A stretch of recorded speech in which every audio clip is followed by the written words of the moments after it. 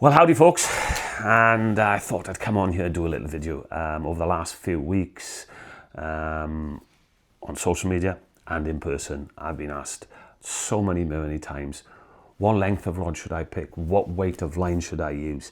So I thought I'd just come on here and give you a bit of advice. So, first of all, the situations that you fish in dictate the length of rod. So let's start with the shorter fly rods that you can get. Yes, I know you can get, I think there's a 6 foot on the market, but 7 foot, 7.5, 8 foot, these are small streams. Combat fishing, overhanging branches and getting short casts and even a bow and arrow cast. And that's the situation that dictates that. And in line weight, you're looking at 3s and 4 weights. Then for the larger rivers, and my sort of favourite is the River Dee in North Wales, big river. And I know that people use, 10.5, 11 foot, 2s and 3 weights. Me personally, I use a 9-stroke 10 foot. There's 1 foot insert. So at 10 foot, I can fish my French leader. I can fish my Czech nymphing in the winter on braid. I can fish my New Zealand style. I can fish my spiders all at 10 foot. And then when I go to dry fly fishing, I drop it down to 9 foot. The reason for that is that I'm more accurate with a 9 foot than you are with a 10 foot. And just think about it. If you move your hand on the rod just a little bit, at 9 foot it goes a little bit. At 10 foot it goes a little bit more. At 10.5 and 11 foot it goes even more. So the shorter the rod, the 9 foot, it is more accurate. So you're covering fish rising, then accuracy is key. Move on to still waters. And I hear this, I stalk big fish and I use a 9 foot 5 weight. Now, to me personally, that's a little bit light. However, in the majority of these small still waters where you can stalk, it's a catch and dispatch.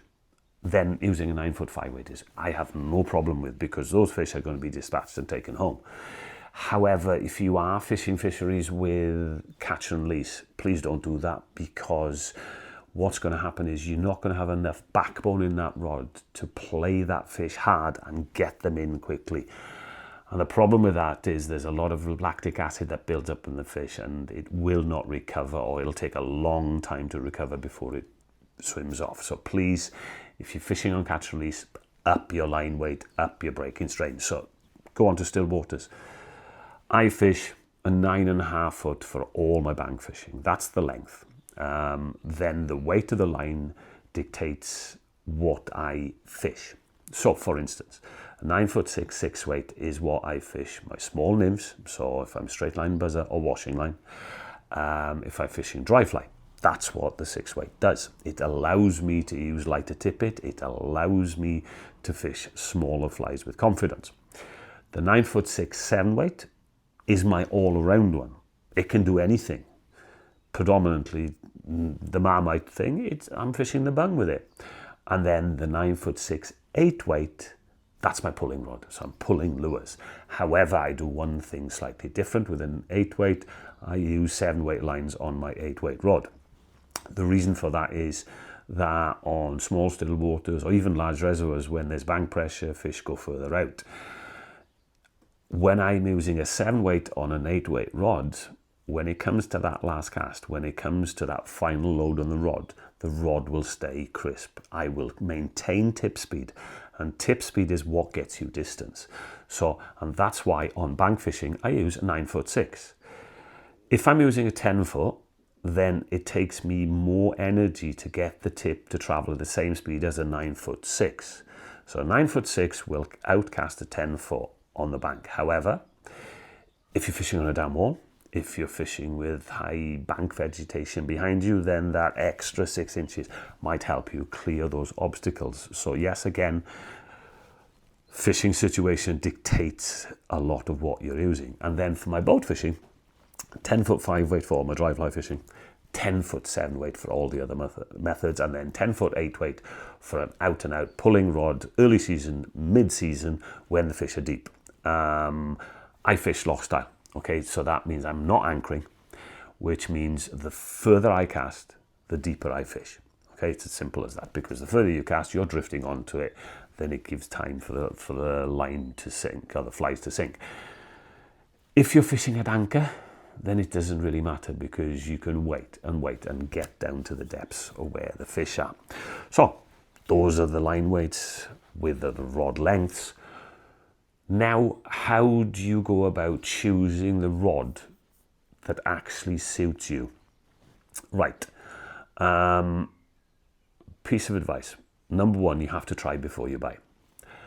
Number two, if you're choosing a rod that you want to do everything, it's your all-around rod, you want to fish dries, then, if dries are not working, you might want to do straight line nymphing. If that's not working, you might want to go on a washing line, on a medium sink line. If you want the rod to do everything, when you go to try before you buy, please take your floater and then take the fastest sinking line that you're ever going to use on that rod, and try that rod with both lines. And the reason for that, the reason for that is this. Sometimes rods are brilliant with floating lines. Then when you put a sinking line on it, what you find is that it slows the blank down a little bit too much, and you think, that's not right. So if you want an all-around rod, try them with the floater and the fastest sinking line that you will ever use, and then you'll find the one that suits your style. And people ask, well, what's the best make? There isn't a best make. There's a best make for you. And that's the important thing. And it can be something as silly as handle shape. It can be the action of the rod that particularly suits the way you cast. And how do you know that this rod suits you? Well, when you cast, you'll feel more comfortable with that one rod. Whatever make it is, whatever length it is, you feel comfortable when casting, and that's the one you buy. So don't forget, look at the situation you're going to fish in. Is there bankside vegetation? Is there a dam wall? Look at what you're trying to achieve, and then try before you buy. Take those two lines, and I'm sure your next purchase will be the right rod for the right circumstances, and you'll enjoy your fishing.